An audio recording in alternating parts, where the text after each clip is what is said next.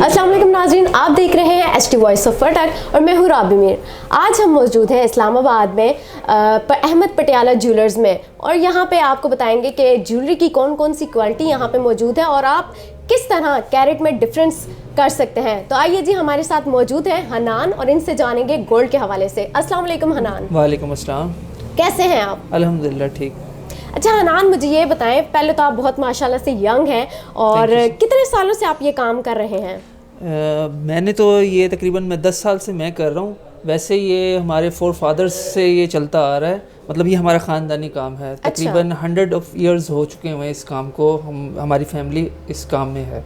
अच्छा हनान, मुझे ये बताइएगा, क्योंकि ये जब मैं यहाँ पे आई इस शॉप में तो मुझे ये काफ़ी फर्निश्ड लगी और अगर आप कह रहे हैं कि ये आपका ख़ानदानी है तो ये आपकी यहाँ पे फ़र्स्ट इस्लामाबाद में शॉप है या इससे पहले कहीं और थी? इस्लामाबाद में हमारी एक और शॉप है जो 30 साल पुरानी है, G94 में। ये हमारा नया सेटअप है। ये इसमें यहाँ पर हमें इस सेक्टर न्यू है B17, यहाँ पर हमें तकरीबन 10 महीने हुए हैं इस जगह पर। अच्छा। वैसे ऑलरेडी इस्लामाबाद में 30 इयर्स हो चुके हैं हमें इस बिज़नेस को करते हुए। अच्छा हनान, मुझे ये बताइएगा, आपने जैसे कहा कि आपके फादर एंड ग्रैंडफादर भी ये बिज़नेस कर रहे हैं, तो आपको ये शौक़ कैसे हुआ? उनको देखते हुए ही शौक़ हो गया। ज़ाहिर है, आपको पता है कि यहाँ पर पाकिस्तान में एक ट्रेंड है कि जो बाप करता है वही बेटा करता है, वही तो हमें भी यही समझ आता था तो हमने भी यही स्टार्ट कर लिया। अच्छा, यानी कि आपने कहा आपको यही समझ आता था, तो उस गोल्ड के हवाले से भी आपको काफ़ी कुछ समझ होगी। जी बिल्कुल, ज़ाहिर है कि आपके जो बड़े कर रहे होते हैं, आप भी साथ एक्सपीरियंस गेन करते हैं उनसे, तो उनसे एक्सपीरियंस लिया मैंने और मैंने भी ये सीखा। हाँ, इस काम में आपको टाइम लगाना पड़ता है, बचपन से आपको सीखना पड़ता है, फिर आप जाके इस टाइम 10 साल आपको लगते हैं कि आप इस लेवल पर आते हो कि आप समझ सकते हो कि गोल्ड को आप जान पहचान उसकी कर सको। 10 साल आपको कम से कम लगते हैं इस काम में। सही हो गया, यानी कि अभी आपको गोल्ड की सही तरह से पहचान है? जी अल्हम्दुलिल्लाह, काफ़ी हद तक। 100% तो कोई भी परफेक्ट नहीं हो सकता, वो तो जितना भी एक्सपीरियंस हो जाए वो वहाँ पर आपको फिर भी जो है नुकसान होने के चांसेस होते हैं, लेकिन फिर भी अल्हम्दुलिल्लाह काफ़ी हद तक। अच्छा चलें, अगर आपको काफ़ी हद तक है गोल्ड के हवाले से एक्सपीरियंस, तो मुझे जो हमारी यहाँ पे कस्टमर्स भी आते हैं तो उनके लिए एक छोटा सा मुझे ये बता दें, ताकि वो किसी और जब ज्वेलर के पास जाते हैं तो काफ़ी ऐसे ज्वेलर्स होते हैं जो उन्हें गलत जो है वो कैरेट के हवाले से उन्हें मिसगाइड कर देते हैं कि ये वाला कैरेट इतने कैरेट का है या इतने कैरेट का है, तो इसकी पहचान जो है वो कस्टमर्स कैसे करें? उसके लिए बेसिक, अगर आप लेमैन हैं, आपको बिल्कुल आइडिया नहीं है, तो आपको ये नहीं देखना कि वो क्वालिटी कह दे रहा है, आपने ये देखना है दुकानदार कैसा है। अगर आपने दुकानदार को जज करना है, अगर वो दुकानदार ठीक है, उसकी एक गुडविल है, मार्केट में वो बैठा है, काफ़ी टाइम से बैठा है और सिस्टम में चल रहा है, तब आपने उस पर ट्रस्ट करना है। और इसके अलावा अगर आप कहें कि आप जज कर सकते, तो आप जज नहीं कर सकेंगे, वो एक ज्वेलर ही आपको बता सकेगा। अच्छा चलें जी, ये ठीक हो गया। अच्छा मुझे ये बताएं कि अब तक आपको कितना लॉस हुआ है जब तक आपने होश संभाला है? इस काम में ऐसे तो मैं नहीं बता सकता कि कितना लॉस हुआ, लेकिन इसमें लॉसेस के भी चांसेस होते हैं। अगर आप कोई चीज़ गोल्ड की बाय करते हैं तो उसमें ये चांसेस होते हैं, अगर आपकी जजमेंट और असेसमेंट, जैसे कैरेट्स का आप कह रहे थे, हम लोग भी बाज़ दफ़ा ऐसा होता है कि गलत असेसमेंट कर लें तो उस वजह से हमें लॉसेस के चांसेस भी होते हैं। अच्छा, क्या कभी किसी कस्टमर ने आपके साथ मतलब आपसे कोई गोल्ड गलत लेके गए हों या ऐसा हो कि वो लेके गए हों और उन्हें मिसगाइडेंस होगी हो कि शायद आपने उन्हें गलत दे दिया और इस हवाले से कस्टमर ने आपके साथ आके बदजुबानी या बदतमीज़ी कर दी हो? वैसे तो हमारी तो एक स्टैंडर्ड है 21 कैरेट गोल्ड का, हम तो वही देते हैं। तो सम टाइम ऐसा हो जाता है कि मिसअंडरस्टैंडिंग हो जाए, तो पॉसिबिलिटी होती है, हर तरह के लोग होते हैं और हर तरह की सोच वाले लोग होते हैं, तो चांसेस होते हैं, लेकिन बहुत कम होता है ऐसे। कुछ हाइपर लोग भी होते हैं, उन्हें कैसे हैंडल करते हैं? हाइपर लोगों के साथ ये है कि आपको थोड़ा सा, आप ज़ाहिर आप दुकानदार हैं तो आपको थोड़ा सा पेशेंस आपको दिखाने पड़ते हैं, क्योंकि कस्टमर है। आपने दुनिया में सबसे मुश्किल काम है दूसरे की जेब से पैसा निकलवाना, तो आपको पेशेंस दिखाने पड़ते हैं, आपको उनकी सख्त बात भी बर्दाश्त करनी पड़ती है अगर आपने कारोबार करना है तो। बिल्कुल। अच्छा, आप क्या समझते हैं कि कारोबार को, अपने बिजनेस को अब कैसे जल्द बुलंदी पे लेके जाया जा सकता है?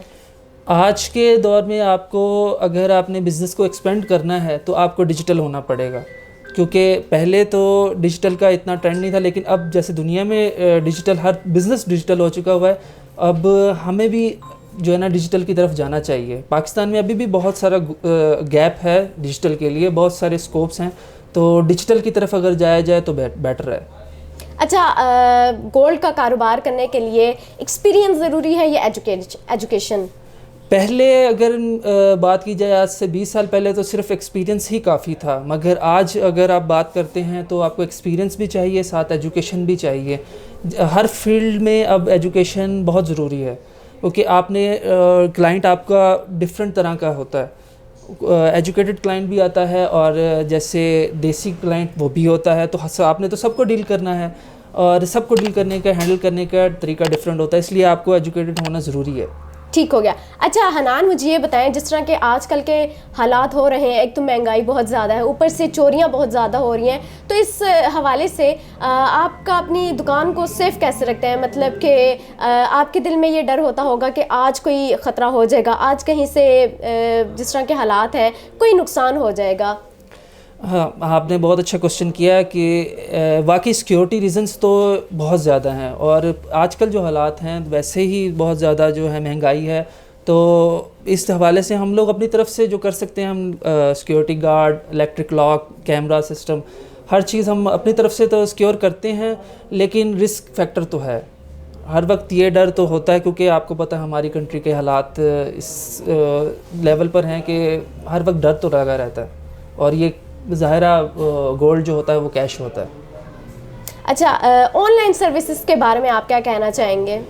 जी बिल्कुल, ऑनलाइन हम लोग हम डिजिटल हम जैसे आपको मैंने पहले बताया कि 30 इयर्स हो गए हमें इस्लामाबाद में काम करते हुए, लेकिन डिजिटल हम तकरीबन 3 महीने 4 महीने हुए मैंने इसको, जब मैंने आया हूँ शॉप पे, मैंने बैठना स्टार्ट किया, तो मैंने इसको सोचा कि इसको डिजिटल किया जाए, तो मैंने यूट्यूब और टिकटॉक से स्टार्ट लिया। तो अल्हम्दुलिल्लाह ऑनलाइन भी हम डिलीवरी करते हैं, कस्टमर्स ऑनलाइन टिकटॉक पे चीज़ पसंद करते हैं, उसके फिर मुझे व्हाट्सएप करके मैं डिज़ाइनिंग सेंड करता हूँ, तो इस तरह भी हमारा बिज़नेस चलता है। अच्छा, आपने जैसे कहा कि यूट्यूब और टिकटॉक पे भी करते हैं, जब लोग आपको वहाँ पे ऑर्डर देते हैं तो आप किस तरह उन्हें ऑर्डर घर तक पहुँचाते हैं?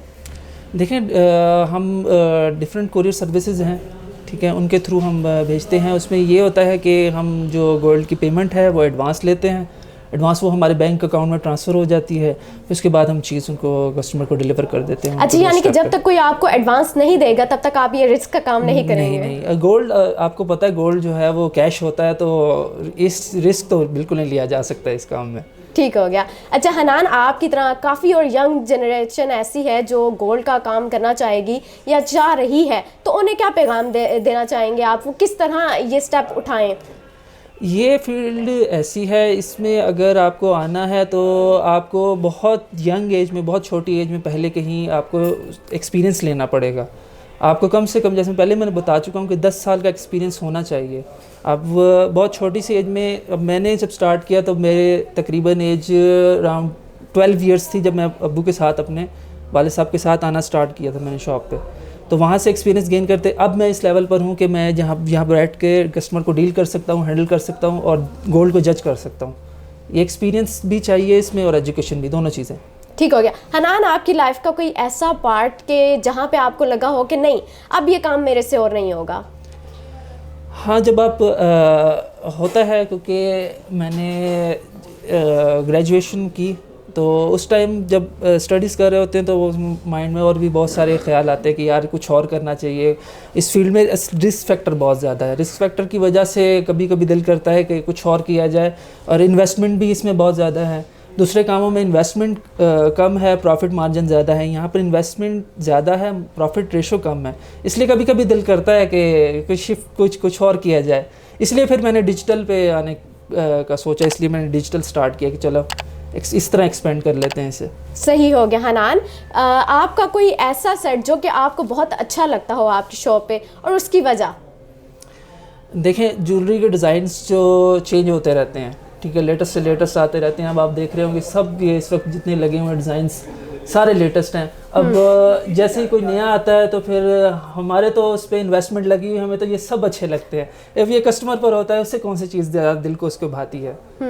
हमारे लिए सब इक्वल हैं, सब अच्छे लगते हैं हमें। ठीक हो गया। हनान, एक आखिरी क्वेश्चन के यंग जनरेशन को क्या पैगाम देना चाहेंगे? यंग जनरेशन को मैं यही कहना चाहता हूँ कि एजुकेशन आप हासिल करें, मगर एजुकेशन के साथ साथ आप कोई ना कोई स्किल ज़रूर सीखें। चाहे आप गोल्ड का स्किल ही सीख लें या जो भी, एनीथिंग, जो भी, डिजिटल में कुछ सीख लें, ठीक, लेकिन आपको पास स्किल होना बहुत ज़रूरी है। हमारी एजुकेशन सिस्टम जो है वो एक रट्टा सिस्टम है, उसमें कुछ नहीं हासिल होने वाला। वो आप सिर्फ एक डिग्री के लिए आप ज़रूर हासिल करें उसे, लेकिन आपको साथ उसके साथ पैरेलल कोई ना कोई स्किल लाजम सीखना चाहिए। ठीक हो गया, बहुत शुक्रिया हनान आपका। और जो लोग मुझे देख रहे हैं, होप कि आपको भी आज की वीडियो बहुत अच्छी लगी होगी। अगर आपको वीडियो अच्छी लगी है तो इसे लाइक, शेयर और कमेंट लाजमी करें और अपना ख्याल रखें। मिलेंगे जी आपको नेक्स्ट वीडियो में, तब तक के लिए अल्लाह हाफिज़।